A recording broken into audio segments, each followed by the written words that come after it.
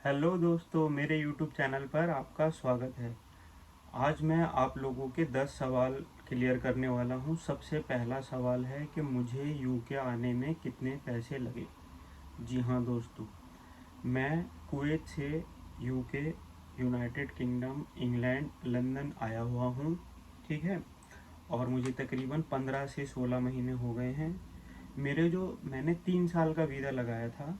3 साल के वीज़ा यहाँ पर, और जो मेडिकल की फ़ीस, इंश्योरेंस वगैरह सब कुछ मिलाकर दोस्तों मेरे 2,10,000 या 15,000 रुपये लगे थे 3 साल के स्किल्ड वर्किंग वीज़ा के लिए।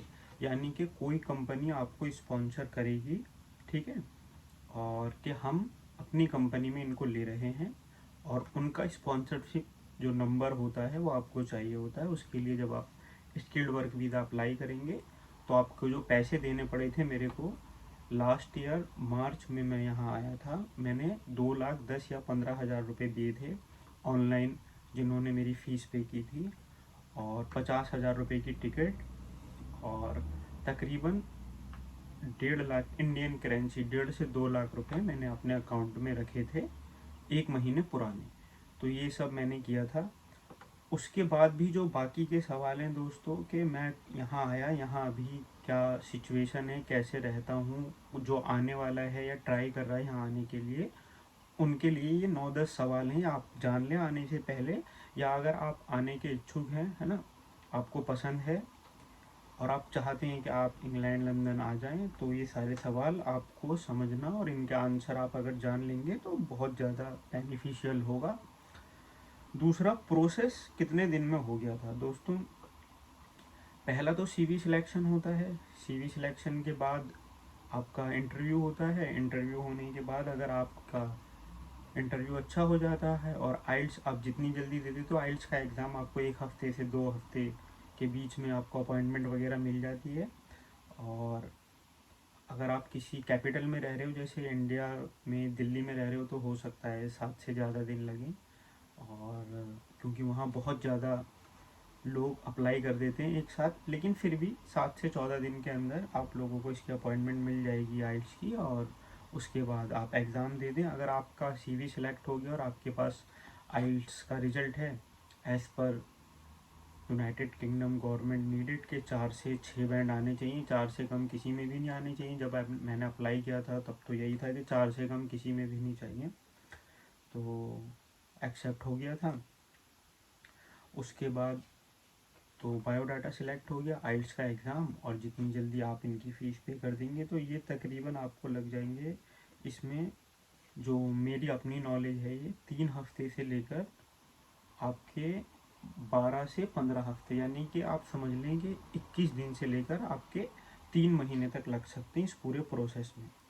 बेसिक सैलरी कितनी है दोस्तों, United kingdom skilled work visa last year, अभी इसी साल जो ग्रोथ हुई है, लास्ट ईयर थी 25,600, अब हो गई है 26,600। जी हाँ दोस्तों, तो इसके अंदर 26,600 बेसिक सैलरी। कम से कम आपको sponsorship visa, skilled work visa में इतने पैसे मिलेंगे ही मिलेंगे, ठीक है। 26,600 मोटा मोटा बता देता हूँ। अगर एक यहाँ का जो पाउंड है वो इंडिया के 107 रुपये के बराबर है, 7 हटा देते हैं, 100 समझ लेते हैं। अगर एक पाउंड 100 रुपये के बराबर है तो 26,600, यानी कि 26,60,000 एक साल की सैलरी आपकी हो गई। स्किल वर्किंग वीज़ा कैसे मिलता है, यूके की वेबसाइट पर इससे क्या सहायता, और किस किस फील्ड में स्किल वर्किंग वीज़ा, ठीक है। तो देखो, इसमें इसी से पता चल रहा है स्किल, अगर आपके अंदर कोई काबिलियत है, जैसे हम मेरे अंदर थी रेस्टोरेंट में मैनेजमेंट, मैं एक रेस्टोरेंट को अच्छे से मैनेज करके 15 से 20 लोगों के साथ, 30 लोगों के साथ उसको रन कर सकता हूँ, तो ये मेरी स्किल है, ठीक है। तो उस टाइम पे इनकी वेबसाइट पर जब आप सर्च करोगे गूगल पर जाकर United kingdom skilled working visa, तो इनकी एक लिस्ट होती है कि इनके पास नर्सेस के वीज़ा हैं स्पॉन्सरशिप के, कि कंपनियां यहाँ की चाहती हैं कि ये नर्स को हायर करें, तो उसकी कैटेगरी लिखी होगी, हमें नर्स चाहिए, ग्रेजुएट या इस फील्ड में उनके पास एक्सपीरियंस हो जो भी, और या फिर हमें रेस्टोरेंट मैनेजर चाहिए और उनके पास 3 साल का एक्सपीरियंस हो और वो ग्रेजुएट हो और आइल्स में 4 बैंड हो, तो भी हम उनको स्किल्ड वर्किंग वीज़ा देंगे, या यहाँ स्पॉन्सरशिप अवेलेबल है। तो आप यूके गवर्नमेंट की वेबसाइट पर जाकर बस ये चेक कर लें कि किस किस फील्ड में ये स्किल्ड वर्किंग वीज़ा देती है, ठीक है। तो आपको पता चल जाएगा, उसके बाद आप उस फील्ड में या तो एक्सपीरियंस ले लेना, है ना, और फिर उसको अप्लाई कर देना, और आपकी फील्ड से जो मैच करती होगी उस जगह पर वहाँ से अप्लाई कर सकते हो आप लोग, ठीक है। स्पॉन्सरशिप क्या होती है?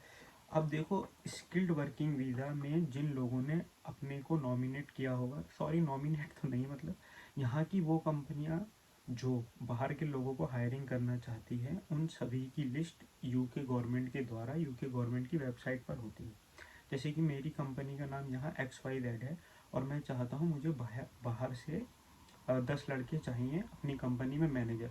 तो मैं यूके की गवर्नमेंट हम लोगों को परमिशन देती है कि आपका बिजनेस जिस तरीके का है इसमें आप लोग बाहर से हायर कर सकते हो। तो वो हमें एक स्पॉन्सरशिप नंबर प्रोवाइड करती है।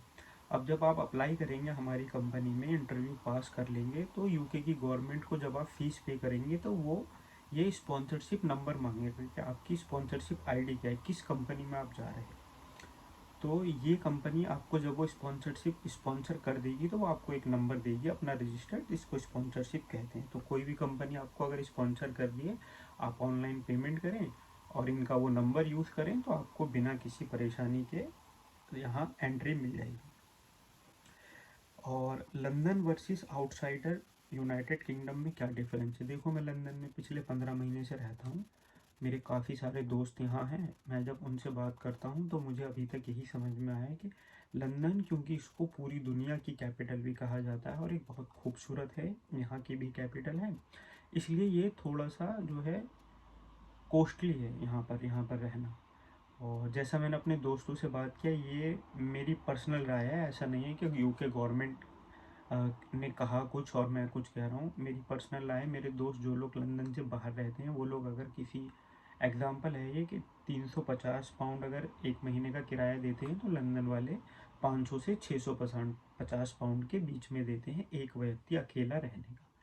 तो ऐसा है, बाहर कुछ चीज़ें सस्ती मिल जाती हैं। मैंने यूके जो लंदन से बाहर के एरिया में अगर मैं गया हूँ जहाँ एशिया के लोग एक साथ मिलकर रहते हैं, तो वहाँ आपको जैसे 1 किलो कोई सब्जी या 1 किलो कोई मीट आपको अगर 10 पाउंड का मिल रहा है तो लंदन में वो आपको 12 पाउंड का मिलेगा। तो इस तरीके से थोड़ी सी ऊंच नीच है इन सभी चीज़ों में।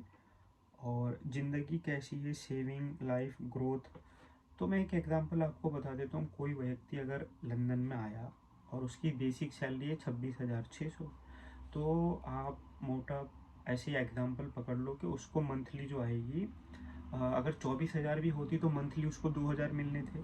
टैक्स वगैरह यहाँ कटते हैं, तो जिनकी 26,600 है उनकी टैक्स कट के तकरीबन 1,750 आ जाती है एक महीने में सैलरी।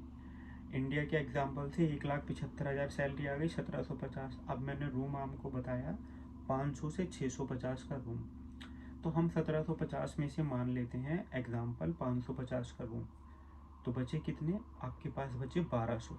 1200 का मतलब 1,20,000 आपके इंडिया के आपके पास बच गए।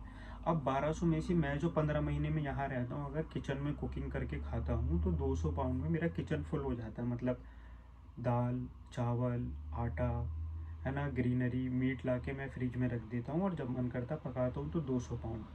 तो 1,750 में से 550 रूम के, 200 खाने के, बचे 1,000। ये उनके लिए जिनकी बेसिक सैलरी है, जो अभी अभी लंदन आए। 1,000 का मतलब इंडिया के 1,00,000 रुपये, या 160 चल रहे हैं तो 1,07,000। अब 1,07,000 रुपये में से आप कितने उड़ाते हो? दोस्तों के साथ अय्याशी करते हो, घूमने जाते हो, या कोई पसंदीदा चीज़ खरीद लेते हो तो 100-150 पाउंड और उड़ा दो, है ना, 200 उड़ा दो।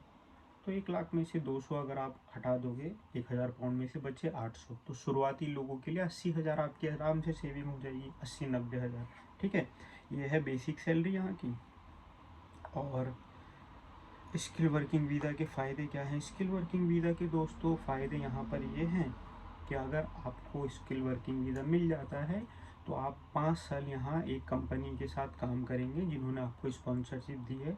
और ऐसा भी यहाँ कहा जाता है, अगर आपने 12 महीने या 18 महीने एक कंपनी में काम कर लिया, उसके बाद अगर आप कंपनी बदलना चाहते हैं तो कोई सामने वाली कंपनी अगर आपको स्पॉन्सरशिप देती है अपना नंबर, तो आप इस कंपनी को रिज़ाइन करके वह कंपनी ज्वाइन कर सकते हैं।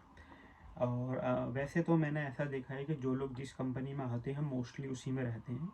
रेयर चांस होते हैं कि उस कंपनी से आने के बाद उनमें कोई मनमुटाव हो गया, नहीं पसंद आया, तो ये दूसरा ऑप्शन है। तो 5 साल अगर आप स्किल्ड वर्किंग वीज़ा पे यूके में बिता दोगे तो आप यहाँ पीआर के लिए, परमानेंट रेसिडेंसी के लिए अप्लाई कर सकते हो। ये यहाँ फ़ायदा है। स्टूडेंट आते हैं, पहले 2 साल का कोर्स करेंगे, फिर 2 साल सरकार उनको काम करने की देगी। उस 2 साल के अंदर उनको स्पॉन्सरशिप लेनी है। स्पॉन्सरशिप लेने के 5 साल के बाद वो लोग रह सकते हैं। जबकि स्किल्ड वर्किंग वीज़ा वाले आफ्टर 5 ईयर्स वो पीआर के लिए अप्लाई कर सकते हैं। ठीक है। मौसम कैसा रहता है भाई? यहाँ मौसम की मत पूछो। सुबह बारिश, दोपहर को धूप और रात को एकदम ठंड। तो यहाँ मौसम घुला मिला रहता है। ठीक है। तो कभी भी चेंज हो जाता है और यहाँ रोज़ मौसम घूमने वाला रहता है दोस्तों। बहुत रेयरली ऐसा होता है कि मौसम ऑड है। बारिश होती रहती है, अचानक ही बारिश रुक जाती है, फिर धूप निकल आती है, फिर सुहाना मौसम हो जाता है। और skilled working visa versus student visa मैंने थोड़ा सा आपको बता ही दिया। स्टूडेंट वीज़ा है कि आप पढ़ाई करने के लिए आ रहे हो, आपको 6 लाख से 20 लाख रुपए का आपका कोर्स है। आप पहले कोर्स कंप्लीट करोगे, हर हफ्ते आपको 20 घंटे मिलेंगे, 20 घंटे काम करोगे, पढ़ाई करोगे, फीस दोगे, ये सारे हैं। जब कंप्लीट कर लोगे अपना कोर्स, या तो कॉलेज के कैंपस से जॉब मिलेगी, नहीं मिली तो सरकार ने यह अधिकार दे रखा, आप 2 साल किसी भी कंपनी में काम कर सकते हो। उस 2 साल के अंदर आप उस कंपनी से स्पॉन्सरशिप ले लो, और स्पॉन्सरशिप लेने के बाद आप यहाँ 5 साल काम करो, उसके बाद पीआर ले लो। स्किल्ड वर्क वीज़ा वाले डायरेक्ट आएंगे, क्योंकि ऑलरेडी वो एजुकेटेड हैं, उनके पास एक फील्ड में स्किल है, एक्सपीरियंस है। वो लोग आएंगे, 5 साल काम करेंगे और उसके बाद वो पीआर के लिए अप्लाई कर देंगे। ऐसी और वीडियो की लिंक मैंने डिस्क्रिप्शन में दी है कि यहाँ आने के लिए सीवी कैसे बनाना है।